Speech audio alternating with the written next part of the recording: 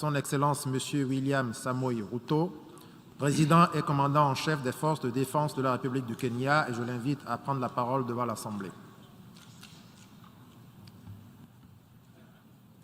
Mr. President of this 77th session of the UN General Assembly, Your Excellency Saba Korosi, Secretary General of the United Nations, Your Excellency Antonio Guterres, Excellencies, distinguished delegates, I am grateful for the immense privilege to join Your Excellencies in this distinguished assembly, a privilege made possible by peaceful, democratic transition following free and fair elections in Kenya on the 9th of August, 2022.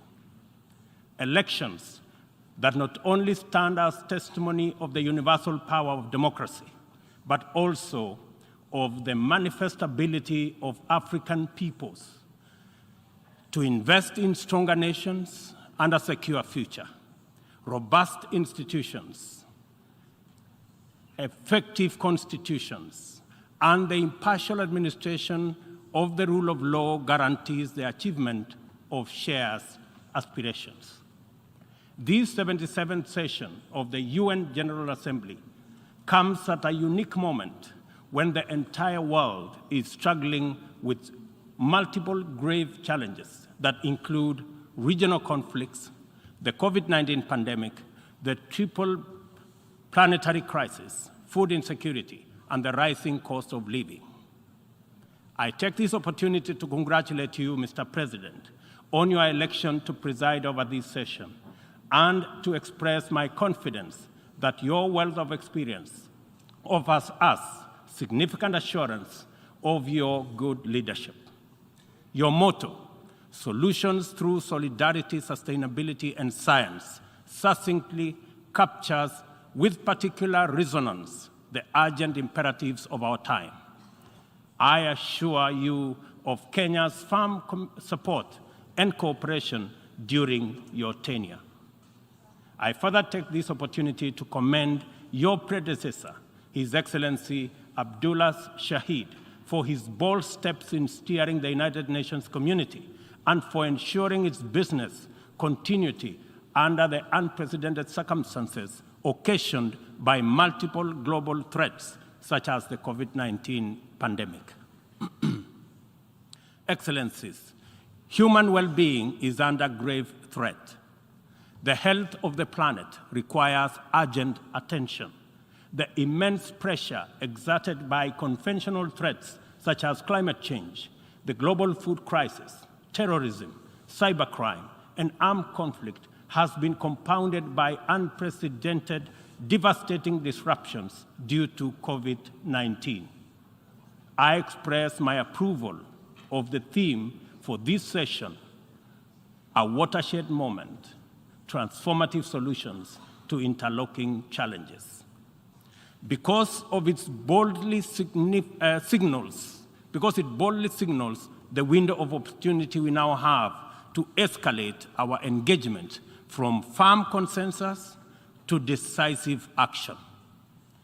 In many respects, the COVID-19 pandemic stripped us of many illusions and exposed stark justice and solidarity deficits in the face of existential crisis.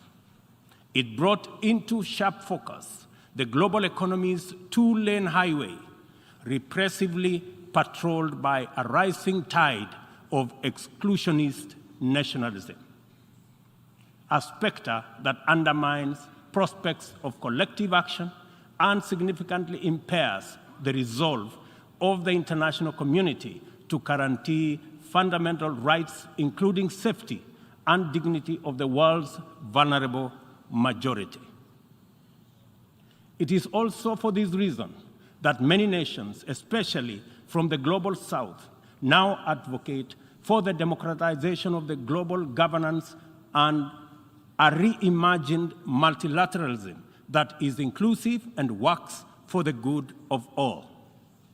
Kenya stands ready to work with other nations to achieve the Pan-Africanization of multilateralism and a more just and inclusive system of global governance.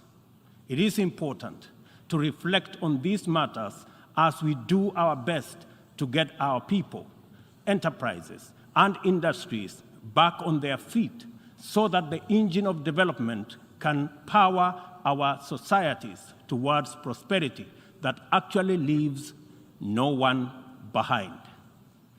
Building back better is the universal rallying call to incorporate lessons learned into doing more in a better way to recover from the shock. I suggest that we have a golden opportunity to faithfully adhere to this motto by augmenting it in word and in deed with an additional B, building back better from the bottom. Building back better from the bottom upwards is essentially about including the marginalized to working majority in the economic mainstream.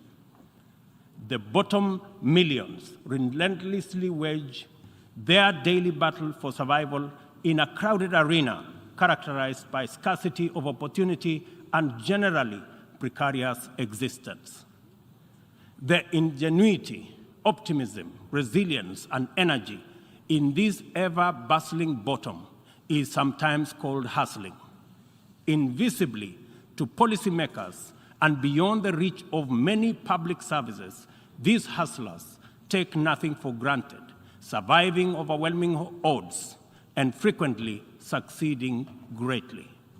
In the words of Abraham Lincoln, things may come to those who wait, but only things left behind by those who hustle. It is time to bolster the resilience of our nations, to mainstream these millions through deliberate strategies and efforts for economic inclusion by building back better from the bottom up. The interlocking challenges of conflicts, triple planetary crisis, and the global food crisis have impeded our momentum and obstructed our focus on achieving fundamental transformations towards sustainable development. In the Horn of Africa region, severe drought and disruption of supply chains due to the COVID-19 pandemic, as well as the Russia-Ukraine conflict, have left us food insecure, and consequently, we have been constrained to repurpose our strategies to prioritize drought and famine relief, insulating education and from disruption, and improving social protection and healthcare systems to secure the well-being of our people. Many countries now bear witness to the unsettling phenomena of rivers, canals, and water reservoirs that are drying up on account of drought and heat waves occasioned by climate change. Kenya is no exception. The northern arid and semi-arid rangelands of our country have been gravely impacted by drought, whose severity has not been seen or experienced in 40 years. 3.1 million residents of these atolls are now severely food insecure on account of scarce rainfall over 3 consecutive seasons, leading to poor crop and pasture. This unprecedented confluence of intensely adverse events has exacerbated water scarcity and starvation, worsened by rising food prices, thus complicating Kenya's roadmap towards delivering good quality of life to our citizens and hindering the progress to achieving SDG number 6 and SDG number 2. Severe drought has affected not only the Horn of Africa and the Sahel regions, but continues to devastate many others, including Asia, Europe, and the Americas. If for no other reason, the fact that we all are in this together must strengthen the case for concerted efforts across continents. With this in mind, I call on member states and all relevant stakeholders to demonstrate strong political will and showcase effective cooperation by supporting the most affected countries financially, as well as through sharing land restoration and climate change adaptation technologies. It is through collaboration to expand inclusion that we can attain a new paradigm in multilateralism. The latest report of the Intergovernmental Panel on Climate Change reminds us that we cannot afford to waste another moment debating the merits of doing something vis-à-vis doing nothing. It will soon be too late to reverse the course of events, and then even the best possible interventions will not suffice. As leaders, every day is an opportunity to expedite our efforts to confront the triple planetary crisis. It will be recalled that during the Stockholm Plus 50 meeting, which Kenya had the honor of co-hosting with Sweden, there was consensus from states on the need to act urgently in addressing environmental impacts. Given this agreement, it is deeply concerning that little progress has been made in respect of the needful actions.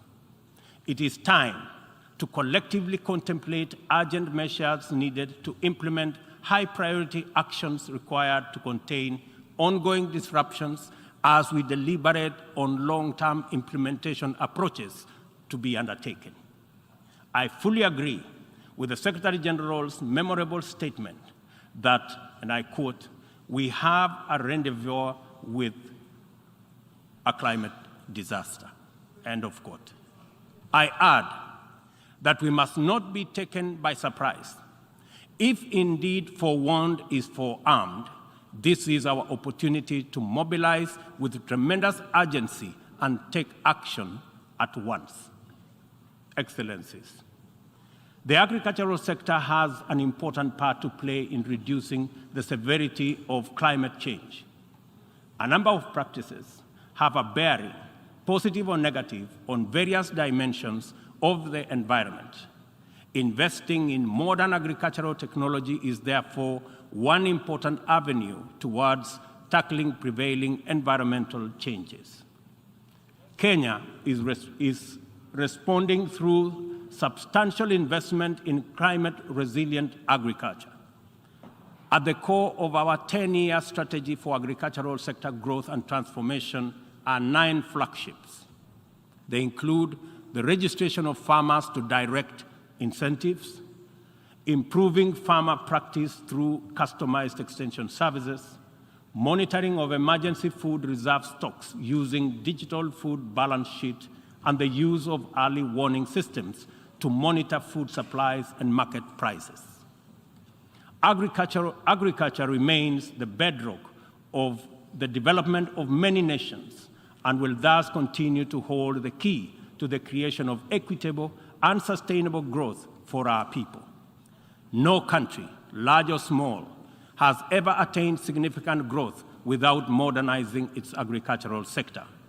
And as we rededicate ourselves to these targets, we must, in the immediate term, find answers to the severe deficit in the availability, flow, and accessibility of fertilizer to our farmers worldwide. I couldn't agree more with Secretary General Guterres on his warning right here yesterday that, and I quote, "Without action now, the global fertilizer shortage will quickly move into a global food shortage," end of quote. We are encouraged to note that education, health, agriculture, and numerous other public services have become increasingly reliant on digital access.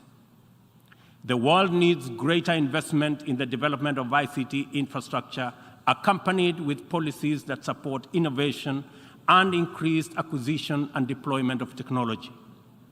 In so doing, we should be driven by the conviction that these measures offer a viable shortcut to poverty reduction and the promotion of inclusive development.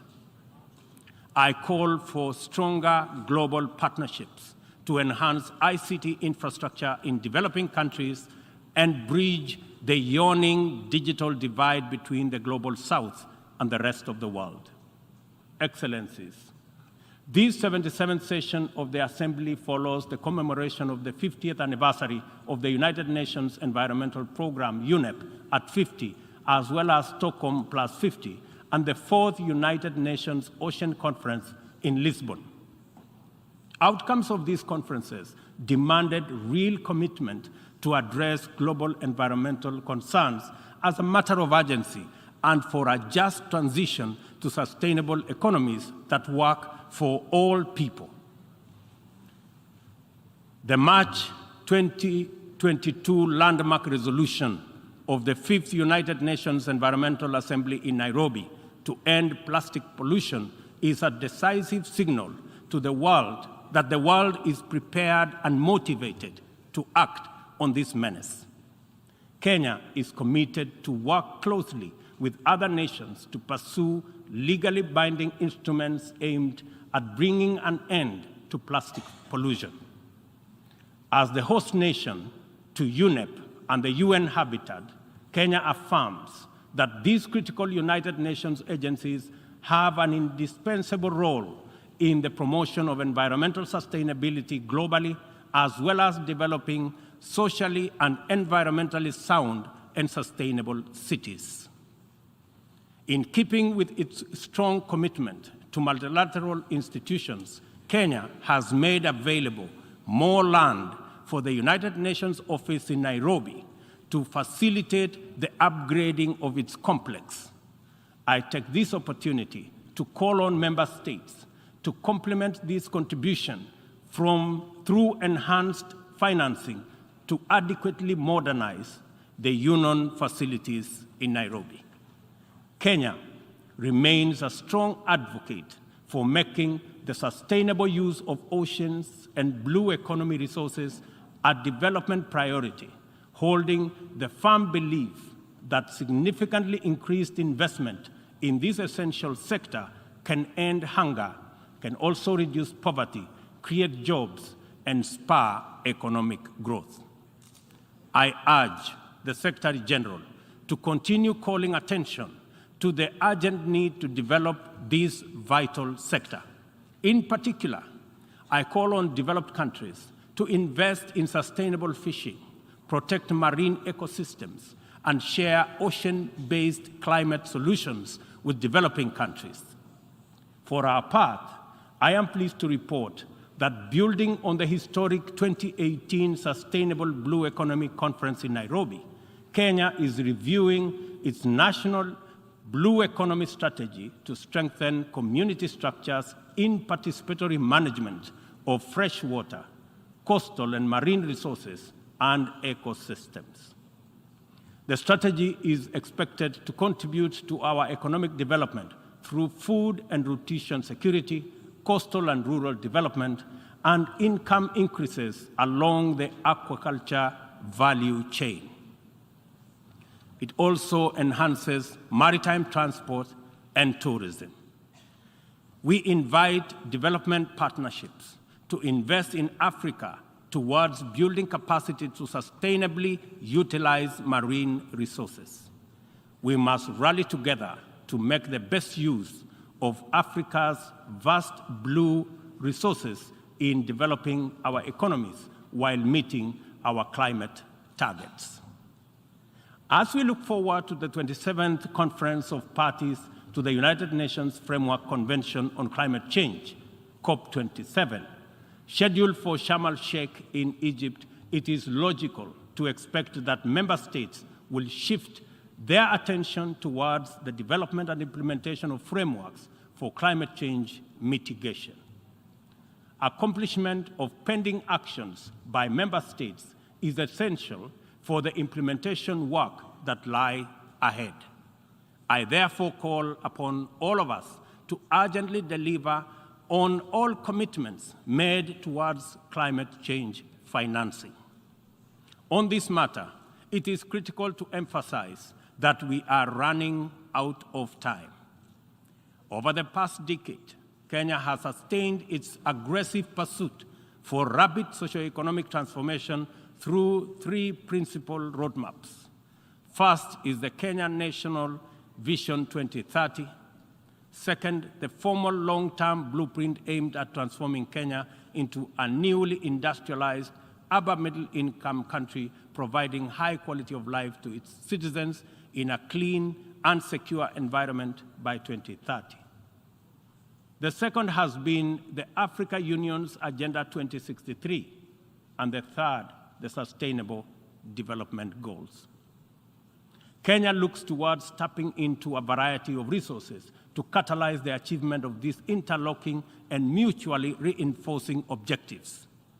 The disruption and ensuing crisis due to COVID-19 pandemic compelled us to diversify our focus into new interventions, including economic stimulus program, a COVID-19 economic recovery strategy, and a COVID-19 socio-economic re-engineering recovery strategy, all aimed at mitigating the adverse impacts of the pandemic. I confirm that we have done the best of everything we could in the circumstances. Nevertheless, it is not enough. Kenya and the rest of Africa, like other developing nations, are in need of greater international partnership and cooperation to avert economic crisis in the wake of the pandemic. Developing countries, being heavily burdened by external debt servicing, run the risk of losing development gains due to the shocks inflicted by the pandemic and associated disruptions. I call upon global financial institutions and the international community to take urgent measures and release all existing financial instruments to provide much-needed additional liquidity and secure better fiscal space for developing countries like Kenya to enhance social investment, support climate change adaptation and mitigation, and address security needs and resolve development financing challenges. On behalf of Kenya, therefore, I join other leaders in calling upon the World Bank, the International Monetary Fund, and other multilateral lenders to extend pandemic-related debt relief to the worst-hit countries, especially those affected by the devastating combination of conflict, climate change, and COVID-19. Furthermore, I urge the G20 to extend and expand the scope of the common framework to suspend or reschedule debt repayments by middle-income countries during the pandemic recovery period. At this point, I would like this distinguished assembly to take a moment and consider the peace and security landscape, a landscape currently beset with multiple challenges, yet abounding with considerable opportunities. Our home region of East and Horn of Africa is in particular burdened by significant conflicts and challenges with implications for the region's development. We stand on the cusp of first opportunity for galvanizing confidence-building measures to generate and sustain momentum towards sustainable peace. In its role as an anchor state in the region, Kenya has sustained our investment in diplomatic efforts to find lasting peace in multiple situations within and beyond the region. Although some processes have yielded undeniable success, challenges remain.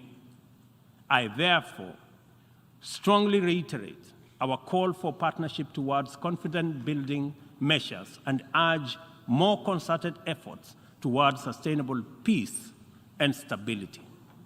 Kenya is currently serving in the United Nations Security Council.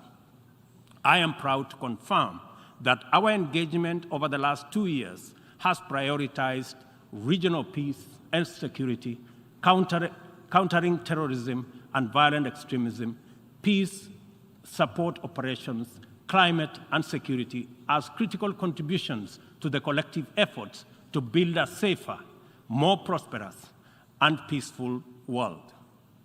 I am also proud to state that Kenya has continued to champion closer cooperation between regional mechanisms and the Security Council as an effective means to achieving international peace and security. Kenya continues to advocate the renewal of the Africa Union security architecture, which draws comparative strength from the highly productive complementarity between the United Nations, the Africa Union, and the regional economic communities. Working closely with the two elected African countries of the A3 in the UN Security Council, we are committed to finding a stronger Africa voice in the Council and achieving a consensus-driven, rules-based multilateral system. It is our manifest intention to see greater Pan-Africanization of the global agenda in order to make multilateralism work for the people of the world in their diversity. It is time for multilateralism to reflect the voice of farmers, represent the hopes of villagers, champion the aspirations of pastoralists, defend the rights of fisherfolk, express the dreams of traders, respect the wishes of workers, and indeed protect the welfare of all peoples of the global South. Let me express the strong collective conviction of my country that the relevance, legitimacy, and moral authority of the United Nations will forever remain deficient, undermined by the absence of comprehensive reforms of the United Nations Security Council. We therefore remain firmly committed to reforming the Security Council to make it a more effective, representative, and democratic global institution. Given the magnitude and variety of challenges the world continues to confront, a more fit for purpose United Nations is urgently needed, one that possesses the legitimacy and efficacy in dealing with threats to international peace and security. A just and inclusive world order cannot be spearheaded by a United Nations Security Council that persistently and unjustly fails the inclusivity criterion. Similarly, threats to democracy will not be credibly resolved by an undemocratic and representative Security Council. It is vitally important for this critical institution to reflect the values it is entrusted to protect, to defend, to uphold on behalf of humankind. We welcome the call by President Biden this morning for the expansion of the membership of the Security Council as a significant step in the right direction, and we look forward to building consensus for the actualization of the same. The COVID-19 pandemic severely disrupted health systems, seriously challenging the implementation of programs that are vital for the realization of health-related sustainable development goals. To place us firmly back on track and accelerate our progress towards these SDGs targets, it is imperative for us to foster sustainable partnerships between governments, other state actors, the civil society, and the private sector. This modality of collective action is particularly vital for building resilient health systems whose importance in enabling us withstand future pandemics and other health crises can no longer be disputed. For this reason, Kenya will continue to strongly support the development of legally binding World Health Organization international instrument to anchor global solidarity and promote equity. The fact of the matter is that the COVID-19 pandemic exposed for all the world to see the severe deficit of these critical values in our present multilateral configuration. Global supply chains remained impervious to demands in the global South generally, and Africa in particular. Unequal access to vaccines underscored this unjust and unequal situation with unforgettable clarity. Whenever human life, security, and welfare is in jeopardy, it is immoral to administer interventions through frameworks that are anchored on fundamental inequality. We are all witnesses to admirable demonstrations of effective solidarity in response to crises in various parts of the world. Our knowledge of the possibility of spontaneous yet resolute global solidarity reinforces the African exception as particularly repugnant. From genocides and civil conflict to famine and pandemics, the African continent is consistently left behind to bear the brunt of weak solidarity and disastrous failure of multilateralism.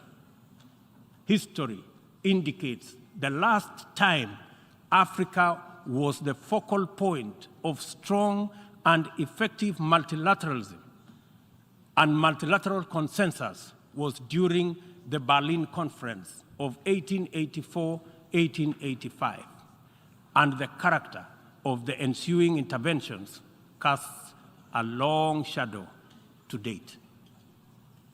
Not to put too fine a point to it, the failure of multilateralism during crises which relegate the people of Africa outside the cycle of moral consideration and normalizes humanitarian neglect and other casual injustices are failures of humanity.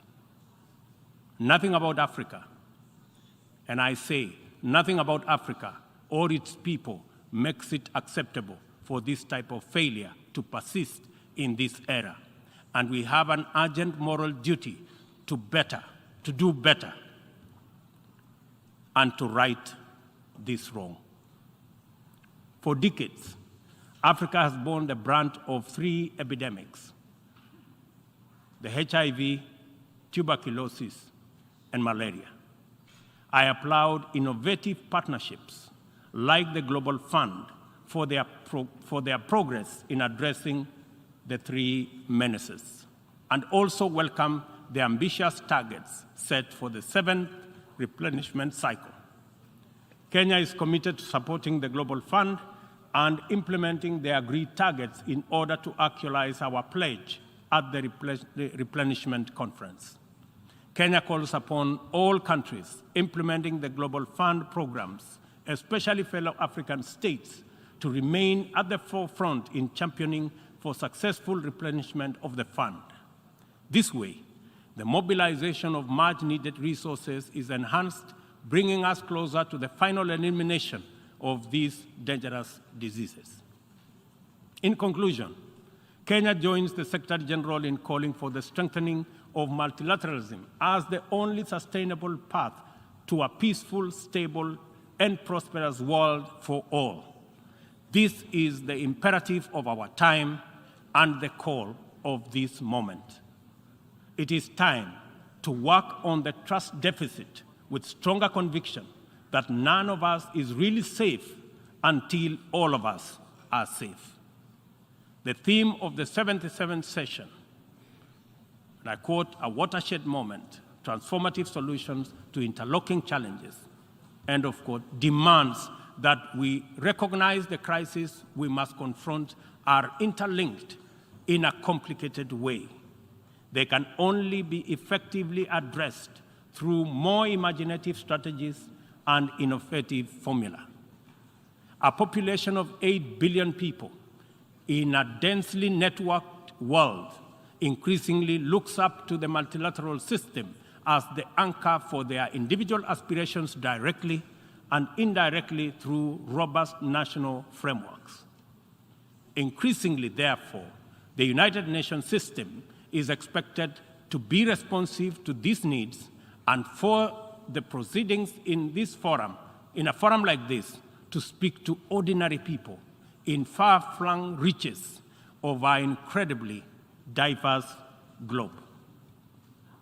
It is impossible to address all their individual needs directly, but it is possible to respond to all of them by speaking with conviction to the universal values of equality, inclusion, justice, solidarity, and collective action, and by making sure that all our interventions effectively reflect them with clarity. The integrity of the international order must be measured by the distance separating our resolutions, consensus, and agreement from decisions, actions committed, interventions, and effective solutions. A watershed moment, therefore, demands that we reduce that gap drastically and quickly. Kenya pursues numerous essential domestic agenda through the multilateral framework.